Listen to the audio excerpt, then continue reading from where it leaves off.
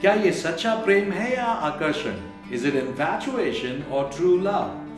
Hello friends, मैं हूं आलोक Benjamin और मैं एक साइकोलॉजिकल काउंसलर हूं और आज हम इसी विषय पर बात करेंगे कि कैसे जाने कि ये प्रेम सच्चा है या महज आकर्षण है।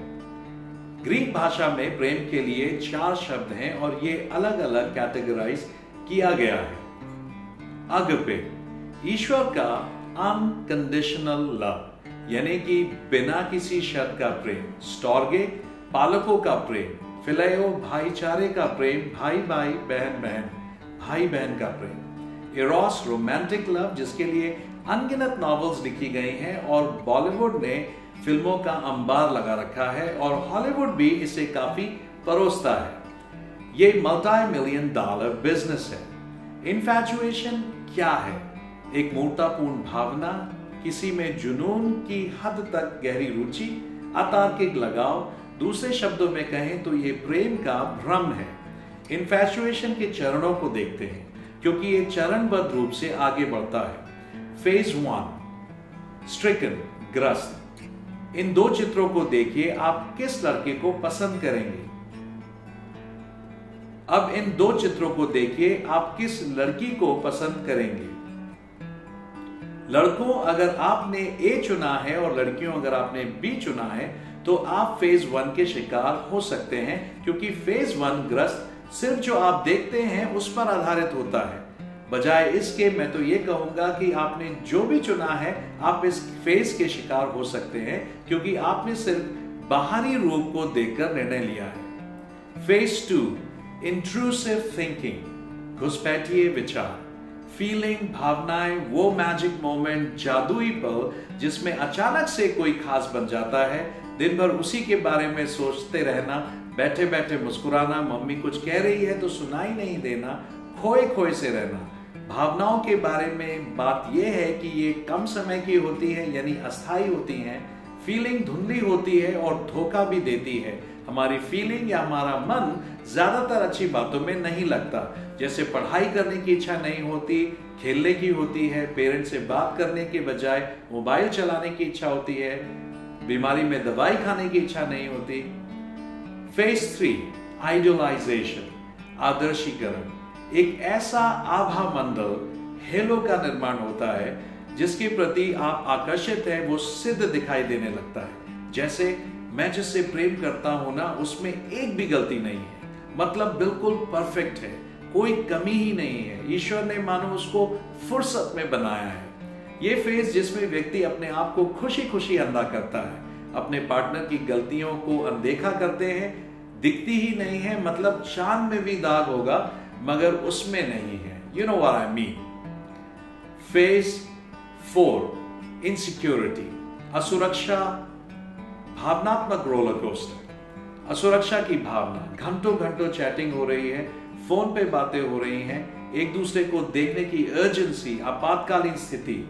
असुरक्षा के चलते ज्यादा पैसे खर्च करना अपने पार्टनर पे, फीस के पैसे भी खर्च कर देना, ज्यादा जोखिम उठाना, समय, पैसा, ऊर्जा और टैलेंट का व्यय।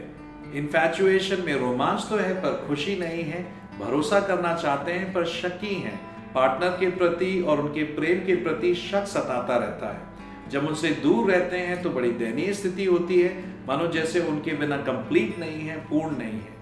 एक रश रहता है, एक तीव्रता है, कंसंट्रेट करने में कठिनाई होती है और ज्यादातर इन्फैचुएशन में एक हाई डिग्री का सेक्सुअल चार्ज होता है। फेज 5, पोजेसिवनेस, मालिकाना। इससे बात नहीं करना, उसके पास नहीं बैठना, ये मत पहनो, वो मत करो, इतनी देर क्यों लगी कॉल उठाने में, तुम्हें मुझसे ज्यादा प्रेम है या अपनी मम्मी से। ये फिल्मी डायलॉग आपने सुना होगा, मैं तुम्हें भूल जाऊं ये हो नहीं सकता, तुम मुझे भूल जाओ ये मैं होने नहीं दूंगा। सुनने में अच्छा लग रहा है पर ये खतरनाक है। कुछ साल पहले मैं एक कॉलेज में MBA स्टूडेंट से बात कर रहा था तो मैंने एक लड़के से पूछा कि क्या तुम अपनी गर्लफ्रेंड को अनुमति दोगे अगर वो तुम्हारी जिंदगी से जाना चाहे। उसने कहा नहीं। एक और डायलॉग है, अगर तुम मेरी नहीं हो सकती तो किसी और की भी नहीं हो सकती। ये एसिड अटैक करने वालों का फेमस डायलॉग है जो कहते हैं मैं तेरे बिना नहीं जी सकता, मैं तुम्हारे बिना मर जाऊंगा। प्रॉब्लम यह है कि वो मार भी सकते हैं, जिसे हम फेज 6 में देखते हैं। फेज 6 है अब्यूज, सोशल, चोट लगने वाला, वर्बल और फिजिकल, शब्दों से और देह, पार्टनर को रुलाना और साथ में रोना और खुश होना कि वो मेरे लिए रो रहा है, और इन सब के द्वारा अपने आप को उसकी नजर में इंपॉर्टेंट समझना, यहां तक कि हाथ भी उठाना। यह है प्रज्ञा सिंह। जब ये 23 वर्ष की थी तो इन्होंने अपने प्रेमी से शादी करने से मना कर दिया, तो उसके सो कॉल्ड प्रेमी ने एक दिन उस पर एसिड फेंक दिया। ये कैसा प्रेम है?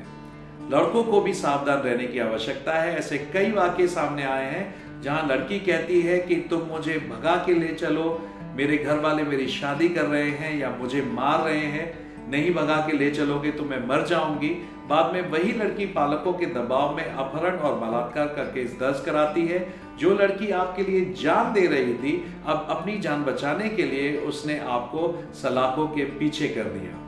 बाय द वे, क्या आप जानते हैं कि विवाह की उम्र क्या होती है? लड़कों के लिए 21 और लड़कियों के लिए 18 वर्ष ये है। सच्चे प्रेम के बारे में बात करते हैं। ये कृपाल, कठोर परिश्रम करने वाला और साझे मूल्य का है।